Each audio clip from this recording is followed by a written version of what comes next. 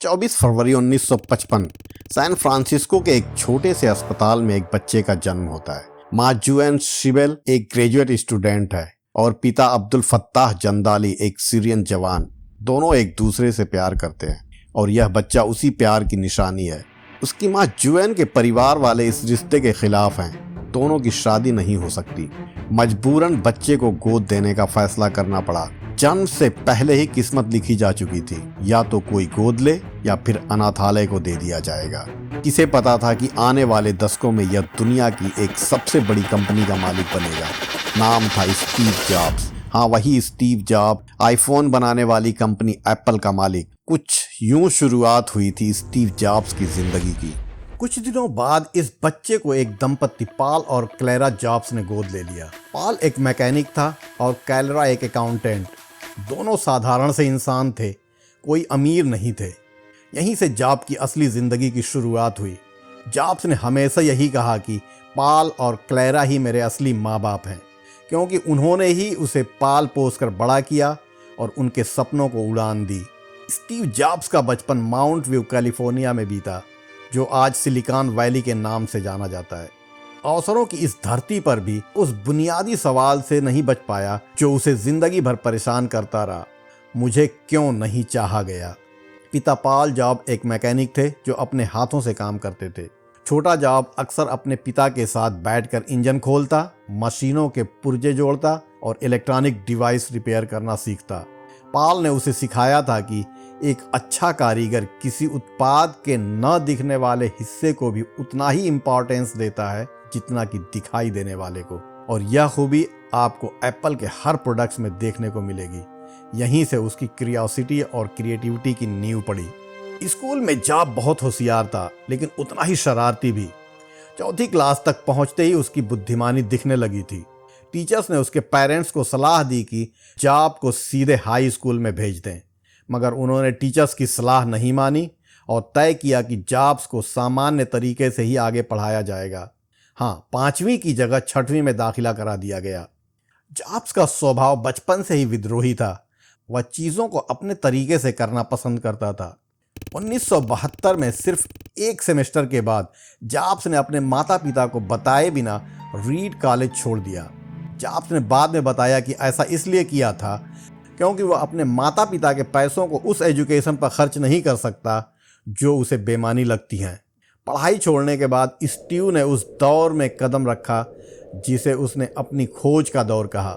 आध्यात्मिक ज्ञान की तलाश में भारत की यात्रा की और महीनों नंगे पैर घूमता रहा।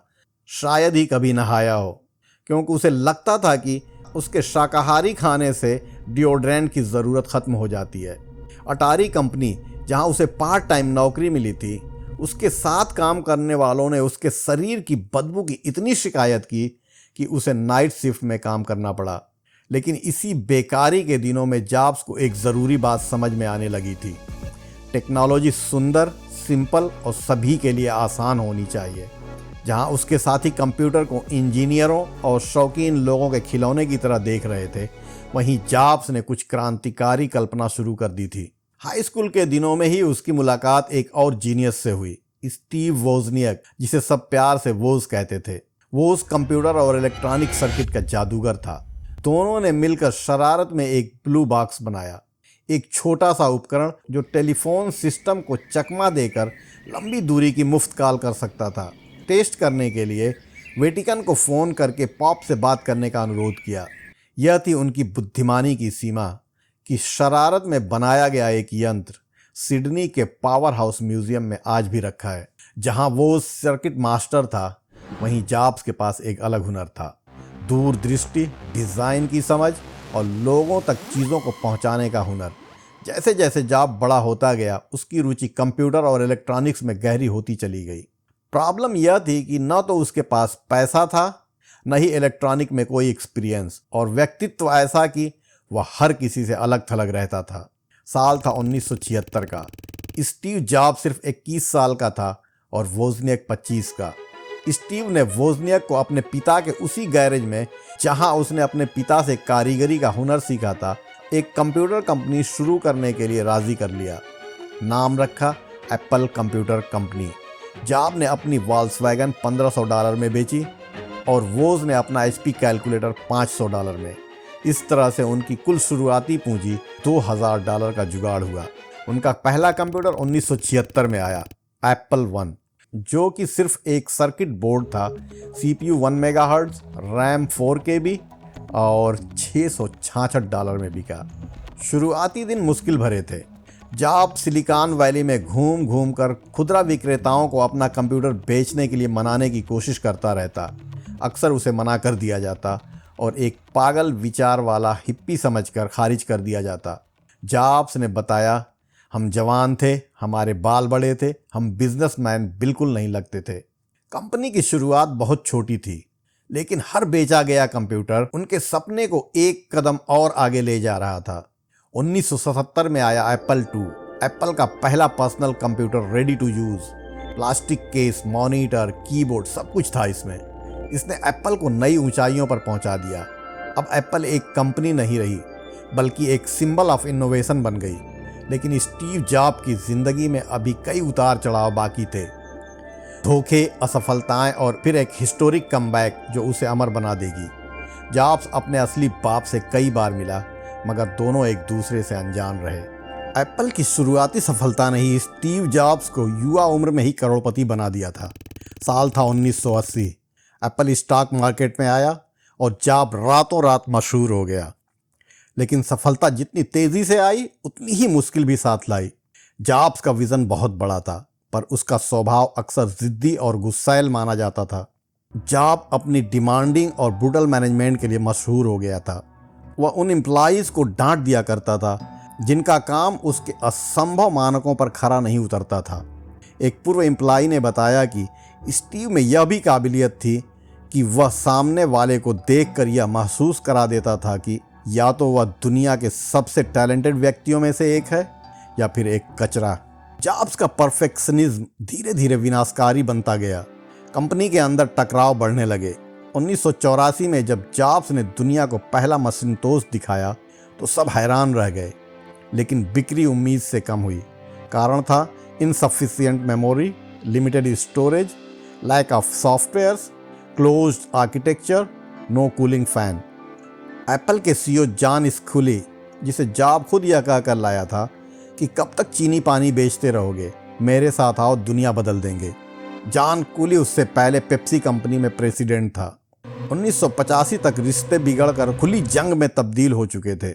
स्कूली का मानना था कि जॉब इनएक्सपीरियंस, अनस्टेबल और गैर जिम्मेदार इंसान है, इसीलिए भविष्य में एप्पल का नेतृत्व नहीं कर सकता। बोर्ड भी इस बात से सहमत हो गया। जॉन और बोर्ड ऑफ डायरेक्टर्स ने जॉब पर दबाव डालना शुरू कर दिया। आखिरकार 1985 में एप्पल के बोर्ड ने वही फैसला किया जो अकल्पनीय था। स्टीव जॉब को उनकी ही कंपनी से बाहर कर दिया गया। जॉब पूरी तरह से टूट चुका था, मगर हार नहीं मानी थी। उसने कहा था, मैं पब्लिक के सामने अपमानित हुआ हूँ, मेरी पूरी जिंदगी की मेहनत मुझसे छीन ली गई है। लेकिन यही असफलता उसके जीवन का सबसे बड़ा मोड़ साबित हुई। एप्पल से निकलने के 4 महीने बाद जॉब्स ने एक नई कंपनी शुरू की। नाम था नेक्स्ट। नेक्स्ट का कंप्यूटर बाजार में ज्यादा नहीं चला, लेकिन इसकी टेक्नोलॉजी बेहद आगे की थी। इसी दौरान जॉब ने एक और बड़ा कदम उठाया। उसने पिक्सर एनिमेशन स्टूडियो खरीद ली 10 मिलियन में। कई वर्षों तक पिक्सर छोटे प्रोजेक्ट्स और एड्स की कमाई पर चलता रहा और एनिमेशन पर काम करता रहा। यहीं से आई वो फिल्म जिसने एनिमेशन की दुनिया बदल दी, टॉय स्टोरी, 1995 में रिलीज हुई।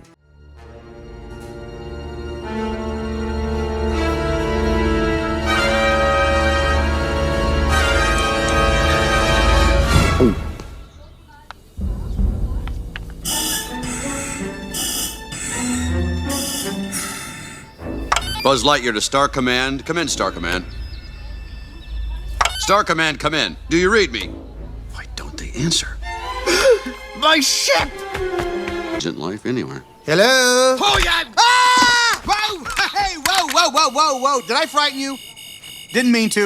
Sorry. Howdy. My name is Woody, and this is Andy's room. That's all I wanted to say.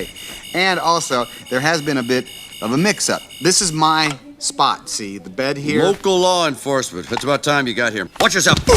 Walt, who goes there? Don't shoot! It's okay. Friends. Do you know these life forms? Yes.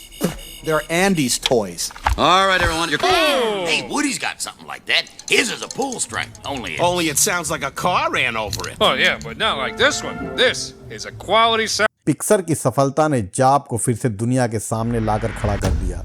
इस बीच job एक इंसान के तौर पर बदल रहा था। Apple में मिली असफलता और नेक्स्ट में संघर्ष ने उसे हम्बल बना दिया था। 1991 में उसने लॉरेन पावेल से शादी की और उसे समझ आने लगा कि एक ऐसे परिवार का होना क्या मायने रखता है।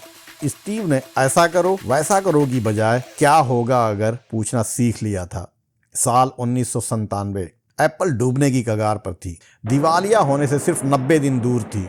कंपनी ऐसे कंप्यूटर बना रही थी जिनकी किसी को ज़रूरत नहीं थी। कंपनी भारी घाटे में चल रही थी। 12 साल के बाद एक बार फिर जॉब्स को वापस बुलाया गया और यहीं से शुरू हुई उसकी हिस्टोरिक कमबैक स्टोरी। जॉब्स ने एप्पल को न सिर्फ बचाया बल्कि उसे टेक्नोलॉजी की दुनिया का बादशाह बना दिया। पहले आया 1998 में iMac, 2001 में iPad, iTunes। लेकिन स्टीव की सबसे बड़ी जीत अभी बाकी थी। फिर 2007 में आया आईफोन जिसने सब कुछ बदल कर रख दिया। उसके बाद आया आईपैड और एप्पल बन गया ग्लोबल रिवॉल्यूशन। स्टीव जॉब ने धोखे और असफलताओं से लड़ते हुए इतिहास की सबसे बड़ी वापसी की कहानी लिख दी। 1986 में गोद ली मां के निधन के बाद जॉब्स अपनी असली मां और अपनी बहन मोना सिम्पसन से मिला। 2006 में असली पिता जंदाली को पता चला कि जॉब उसका बेटा है। जंदाली इसके बावजूद सीरियन प्राइड की वजह से उससे मिलने से परहेज करता रहा। जंदाली ने न्यूयॉर्क टाइम्स को दिए एक इंटरव्यू में बताया कि सभी सफल लोग उसके रेस्टोरेंट में आया करते थे, यहाँ तक कि स्टीव जॉब्स भी। वह एक अच्छा इंसान है और खूब टिप देता था। मैं इस उम्मीद में जी रहा हूँ कि इससे पहले कि बहुत देर हो जाए वह मुझसे संपर्क करे। स्टीव को ऐसा करना ही होगा क्योंकि मुझ में जो सीरियन प्राइड है, मैं नहीं चाहता कि वह कभी यह सोचे कि मैं उसकी दौलत के पीछे हूँ। एक फ़ोन या सिर्फ एक बार काफ़ी पी ले मेरे साथ, मैं इतने से ही खुश हो जाऊँगा। मगर किस्मत को यह मंजूर नहीं था। 2011 में कैंसर से लड़ते हुए जॉब्स ने इस दुनिया को अलविदा कह दिया, लेकिन उसका नाम, उसका सपना और उसकी सोच हमेशा जिंदा रहेगी। आज हम उस दुनिया में जी रहे हैं जिसकी कल्पना स्टीव जॉब्स ने की थी। एक ऐसी दुनिया जहां कंप्यूटर हमारी जेब में फिट हो जाएं।